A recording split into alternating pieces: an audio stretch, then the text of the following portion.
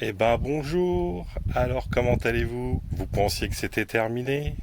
Eh ben non, rien que pour vous, parce que vous avez été nombreux et nombreux à nous suivre, voici exceptionnellement un épisode inédit de Café Crème.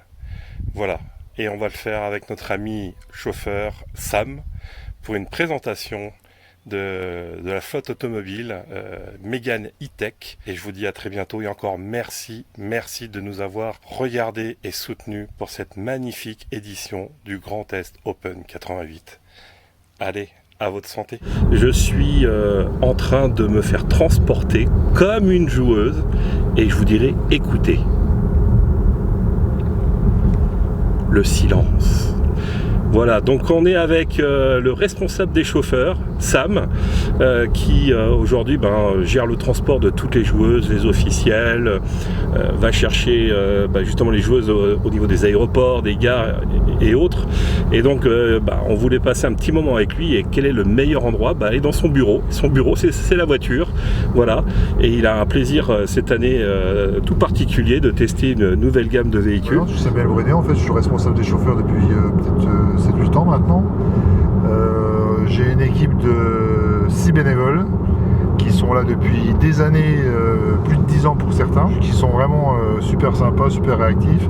Et c'est vrai que des fois on leur demande beaucoup parce qu'on a des départs à 5 ou 6 heures du matin ou à 22 ou 23 heures.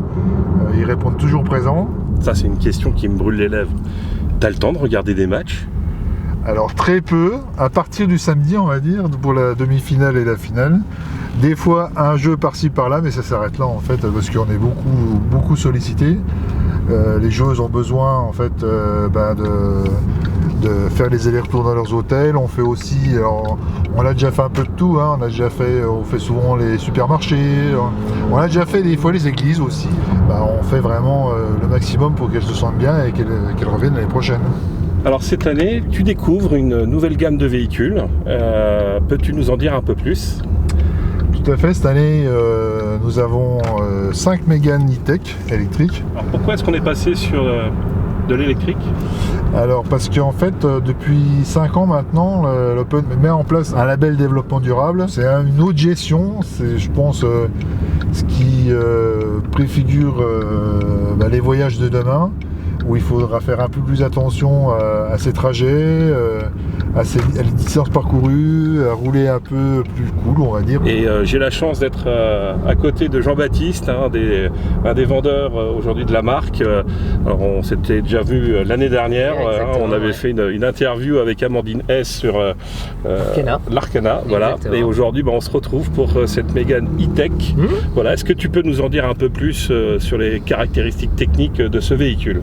Alors déjà au niveau de ce véhicule, ce qu'il faut préciser aussi, on est dans un véhicule fabriqué en France, à l'usine de Douai. Donc là on est dans un véhicule 100% électrique avec une autonomie de 450 km. Ah quand même.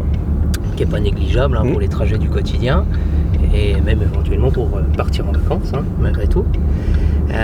On est sur une toute nouvelle plateforme de véhicules. Par la suite, on aura d'autres véhicules qui seront aussi issus de cette plateforme en version hybride ou en version électrique. Sur cette voiture, on est sur une batterie de 60 kW, on est sur une motorisation de 220 chevaux. Sam tout à l'heure parlait des aides à la conduite, donc oui, on est dans des véhicules dernière génération jusqu'à 26 aides à la conduite. Que ça soit au niveau du freinage actif d'urgence, du régulateur de vitesse adaptatif, de l'alerte de franchissement de ligne, l'alerte de sortie de voie. Elle fait pas encore le café, mais je pense qu'on y arrivera bientôt. Alors, j'ai envie de dire, avec de l'électrique, on sait qu'il y a les batteries, ça prend de la place.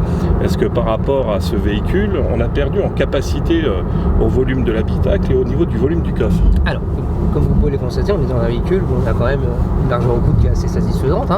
Au niveau de la plateforme de ce véhicule, on est sur une plateforme dédiée pour de l'électrique sur cette version, avec la batterie qui va se trouver en plancher. Donc là, au niveau volume de coffre, on n'a aucune perte en termes de volume. On a la chance là d'avoir un nouveau système qu'on appelle EasyLink. Donc là, on a en fait 2 écrans de 12 pouces pour le conducteur et une partie donc pour la navigation. Au niveau de cette tablette, elle a vraiment été faite en partenariat avec Google, ce qui nous permet de connecter son compte Google. Quelle est l'inspiration? Est-ce qu'on veut partir sur un côté science-fiction? Alors au niveau du véhicule à l'extérieur, on remarque quand même qu'il est assez robuste. Il est quand même assez musclé. Et au niveau de l'intérieur, on a cette grande plateforme numérique, mais avec quelque chose de très épuré sur les côtés. Avec un accès quand même complet au niveau de la console centrale, on a une console suspendue.